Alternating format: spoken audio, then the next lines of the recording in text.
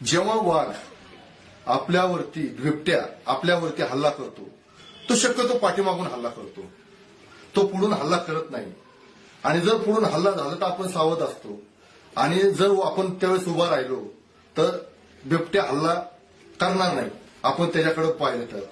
आणि समजा आपण चुकून असं वळालो, आपण पाठमोरा झालो आणि आलो आणि बिबट्याने जर आपला हल्ला केला तर हे खिळे जे आहेत ते बिबट्याला लागतील, ते खिळे बिबट्याला लागतील आणि तो तुमच्या जवळच येणार नाही, त्याला जमणारच नाही तुम्हाला स्पर्श करणं आणि ऑटोमॅटिकली तो तुमच्याजवळ लांब राहील आणि तुमचा मानेपर्यंत तो पोहोचू शकणार नाही.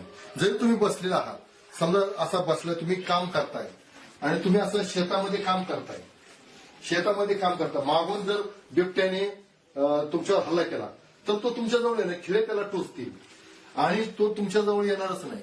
आज तुम्ही बाईक चालवताय, बिबट्याने जर समजा मागून तुमच्यावर हल्ला केला तरी त्याला खिळे येतील, तो बाजूला होईल.